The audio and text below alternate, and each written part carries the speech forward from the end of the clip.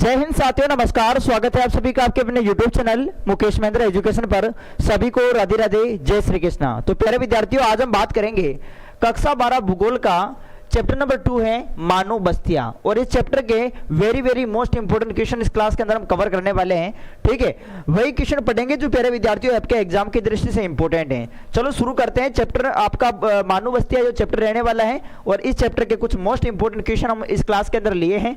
और आज का हमारा यहाँ पर पहला क्वेश्चन आप सभी विद्यार्थियों को नजर आ रहा होगा कि मानव बस्ती से क्या तात्पर्य, क्योंकि चैप्टर का नाम ही क्या है, चैप्टर का नाम ही है मानव बस्ती। तो मानव बस्ती कहते किसे हैं भाई? देखो, जहां मानव रहता है, ठीक है, स्थायी रूप से बसा हुआ है, तो वही मानव की बस्ती हुई।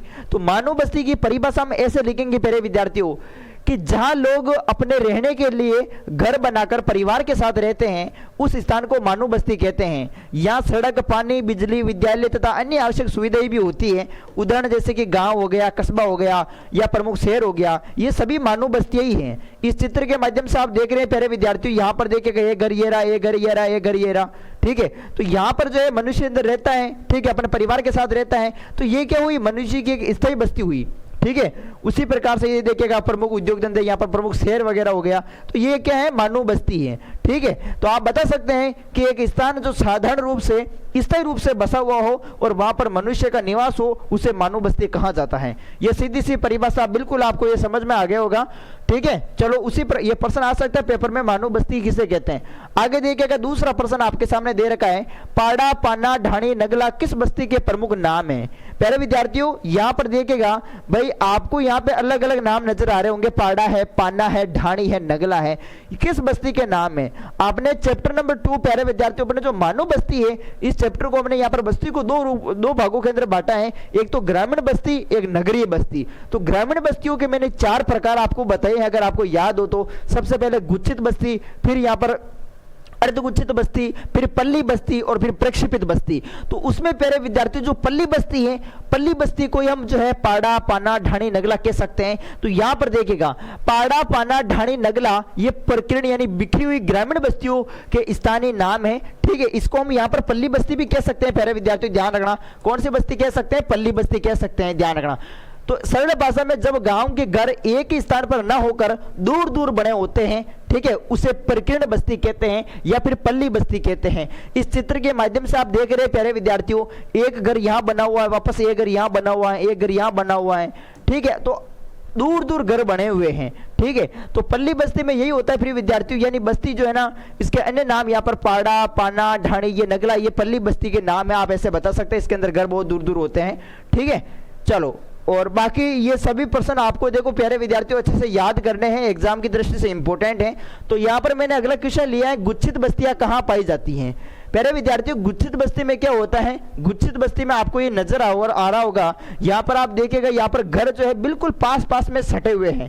घर को देखेगा आप सभी, जैसे कि इस प्रकार से घर बने हुए बिल्कुल नजदीक नजदीक। ये घर ये देखो इसके सटा हुआ है, वापस आप देख रहे हैं प्यारे विद्यार्थियों बिल्कुल ही पास पास में है। इसमें गुच्छित बस्ती में क्या होता है, जैसे आपने अंगूर का गुच्छा देखा होगा फिर विद्यार्थियों, अंगूर का गुच्छा इस प्रकार से होता है। तो उसी प्रकार से यहाँ पर भी जो घर है ना, वो एक तरीके से पास पास में है। गुच्छित बस्ती में क्या होते हैं, इसमें घर बहुत पास पास में होते हैं। गुच्छित बस्तियां उन क्षेत्रों के अंदर पाई जाती है जहां उपजाऊ भूमि हो, पर्याप्त जल हो तथा खेती की अच्छी सुविधा हो। इन क्षेत्रों में लोग जो है वो अपने घर एक दूसरे के बिल्कुल पास बनाते हैं। ठीक है, उदाहरण जैसे कि बुंदेलखंड हुआ, नागालैंड हुआ, ये प्रमुख गुच्छित बस्तियों के उदाहरण हैं। ठीक है, मुझे उम्मीद है कि आप सभी विद्यार्थियों के अच्छे से समझ में आ रहे होंगे।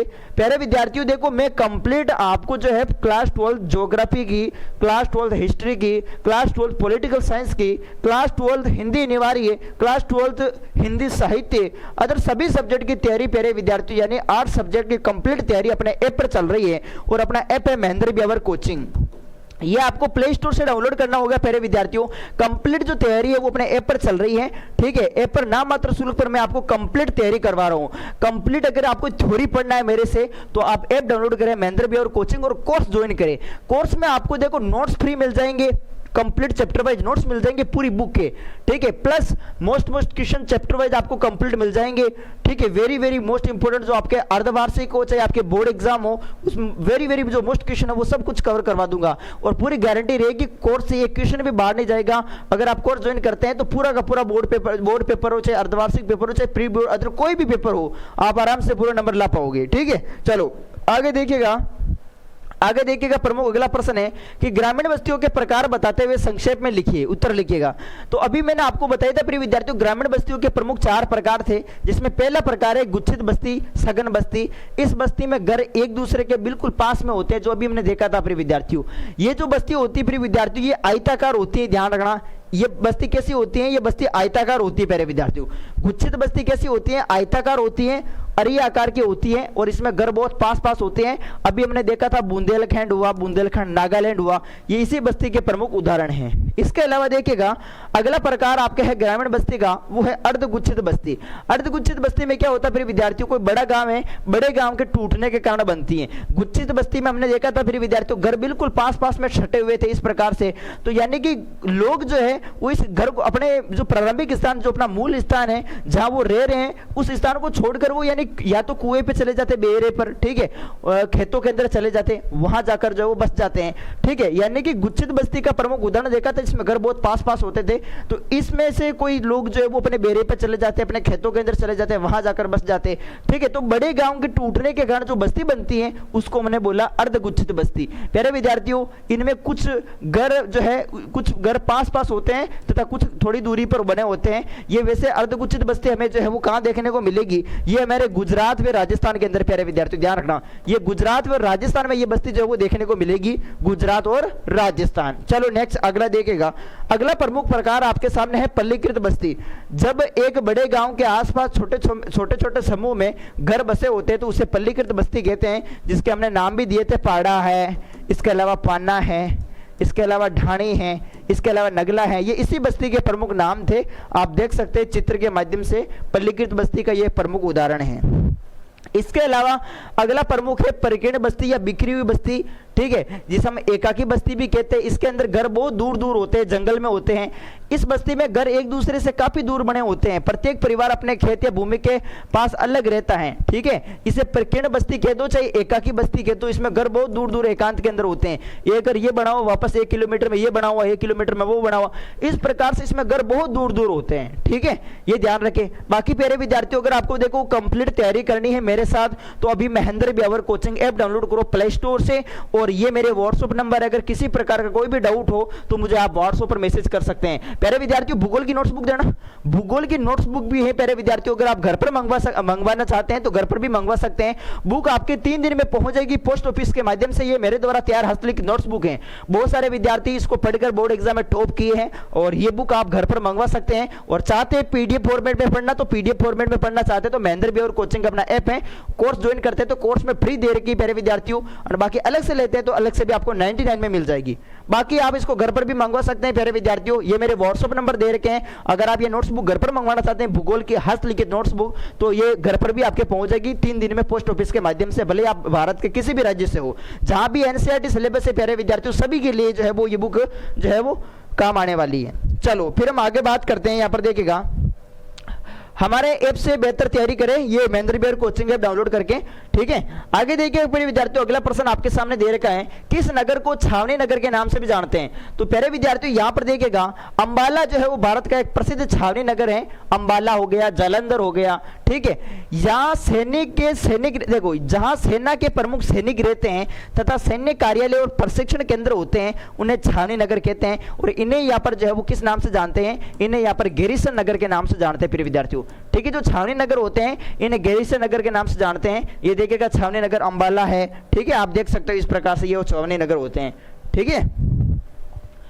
इसके अलावा खनन और शैक्षिक नगर के बारे में आप क्या जानते हैं? तो प्यारे विद्यार्थियों, खनन नगर के बारे में देखिएगा, जिस नगर का विकास खनिज, कोयला, लोहा आदि खनन के कारण हुआ है उसे खनन नगर कहते हैं। ऐसे नगर जो खनन कार्य के लिए प्रसिद्ध हैं वो खनन नगर कहलाते हैं। उदाहरण जैसे रानीगंज हो गया, झरिया हो गया, ये देख सकते हैं आप सभी प्यारे विद्यार्थियों, जहाँ खनिज कार्य उपलब्ध है वो खनन नगर है, ठीक है। ये देख सकते हैं आप, रानीगंज, झरिया का प्रमुख उदाहरण दे रखा है। इसके अलावा शैक्षिक नगर की बात करें प्यारे विद्यार्थियों, आपको समझ में आ रहा होगा, सभी को नजर आ रहा होगा। शैक्षिक नगर की बात करें, जिस नगर में बड़े बड़े विद्यालय, महाविद्यालय, विश्वविद्यालय हो तथा जहाँ शिक्षा का प्रमुख मुख्य कार्य हो उसे शैक्षिक नगर कहते हैं। जैसे अलीगढ़ हो गया, ये देखिए आप सभी, अलीगढ़ का प्रमुख एक शैक्षिक नगर है, ठीक है, जो शिक्षा के केंद्रों के लिए प्रसिद्ध है वो शैक्षिक नगर है। कार्य के आधार पर किन्हीं 5 नगरों के बारे में लिखिएगा। तो कार्य के आधार पर 5 नगर आप देखो, एक तो प्रशासन नगर हो गया, औद्योगिक व्यापारिक खनन नगर, ठीक है, शैक्षिक नगर, कोई भी बता सकते हो आप सभी। यहां पर देखिएगा प्रशासनिक नगर, जिस नगर से सरकार का प्रशासनिक कार्य संचालित होता है, जो प्रशासन के लिए प्रसिद्ध है प्यारे विद्यार्थियों, वो प्रशासनिक नगर, जैसे नई दिल्ली हो गया, ठीक है, जो प्रशासनिक कार्यों के लिए प्रसिद्ध है वो प्रशासनिक नगर। औद्योगिक नगर, जो उद्योगों के लिए प्रसिद्ध है वो औद्योगिक नगर। जिस नगर में बड़े बड़े उद्योग और कारखाने होते हैं वो औद्योगिक नगर है, उदाहरण जमशेदपुर आप लिख सकते हैं।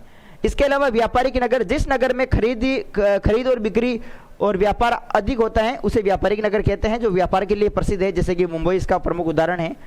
उसी प्रकार से प्यारे विद्यार्थियों आपके सामने है खनन नगर, जिस नगर का मुख्य कार्य खनिजों के लिए होता है, उदाहरण रानीगंज, जारिया, तो वो खनन नगर होते हैं। शैक्षिक नगर, जिस नगर में शिक्षा का प्रमुख केंद्र होता है, जो शिक्षा के लिए प्रसिद्ध है, वो जैसे उदाहरण अलीगढ़ हो गया, ये लिख सकते हैं आप सभी, ठीक है। फिर देखो अगला प्रश्न है, निम्न को स्पष्ट कीजिएगा। अब यहाँ पर देखो प्यारे विद्यार्थियों नगर के बारे में बताना है, महानगर के बारे में बताना है, मेगा नगर के बारे में बताना है। सबसे पहले देखो नगर, जिस स्थान पर अधिक जनसंख्या रहती हो तथा अधिकांश लोग कृषि के बजाय अन्य कार्य करते हो उसे नगर कहा जाता है। 1 लाख से अधिक जनसंख्या वाले नगर वो नगर हो जाएंगे। महानगर की बात करें, जिस नगर की जनसंख्या 10 लाख से अधिक है, ठीक है, वो महानगर कहलाते हैं, उदाहरण आप लिख सकते हैं जयपुर हो गया, ठीक है। मेगा नगर की बात करें, जिस नगर की जनसंख्या 50 लाख से अधिक हो, ठीक है, वो मेगा नगर कहलाते हैं। और प्राचीन नगर, जो नगर बहुत पुराने समय से बसे हुए हैं, ठीक है, उन्हें प्राचीन नगर कहते हैं। जैसे उदाहरण आप वाराणसी लिख सकते हो, उज्जैन लिख सकते हो, पाटलिपुत्र लिख सकते हो, ये प्रमुख प्राचीन नगरों के उदाहरण हैं। आधुनिक नगर, जो नगर आधुनिक समय में उद्योग, व्यापार, शिक्षा या प्रशासन के कारण विकसित हुए हैं उन्हें आधुनिक नगर कहते हैं। जो नगर जैसे उदाहरण चंडीगढ़, नोएडा, ये आप लिख सकते हैं। मध्यकालीन नगर, जो नगर मध्यकाल में राजाओं, किलों, व्यापार या धार्मिक केंद्रों के रूप में विकसित हुए हैं उन्हें मध्यकालीन नगर कहते हैं, जैसे दिल्ली, आगरा, जयपुर। बिल्कुल आपको इजी तरीके से ये याद रखना है, ठीक है। और ये अपना ऐप है महेंद्र बिहार कोचिंग। प्यारे विद्यार्थियों अगर आपको कंप्लीट तैयारी करनी है तो अभी ऐप डाउनलोड करें, ठीक है। भूगोल का कंप्लीट थ्योरी चैप्टर पढ़ना चाहते हैं, ये तो मैं क्वेश्चन बता रहा हूँ, अगर चैप्टर की थ्योरी पढ़ेंगे तो ही आप जो है प्यारे विद्यार्थी पूरे नंबर ला पाओगे, क्योंकि आपको चैप्टर के बारे में नॉलेज ही नहीं है तो आप कैसे क्वेश्चन कर पाओगे। चैप्टर की थ्योरी पढ़ना बहुत जरूरी है। तो अभी Mahendra Bihar coaching app download करें प्ले स्टोर से, और बाकी भूगोल के नोट्स बुक मंगाना चाहते हैं भूगोल के नोट्स बुक में मंगवा सकते हैं घर पर, ठीक है। मुझे उम्मीद है कि आप सभी विद्यार्थियों को ये क्लास अच्छी लगी होगी। क्लास को लाइक करें, चैनल पर नहीं तो चैनल को जरूर सब्सक्राइब करें। ओके, मिलते हैं फिर नेक्स्ट वीडियो में। बस आज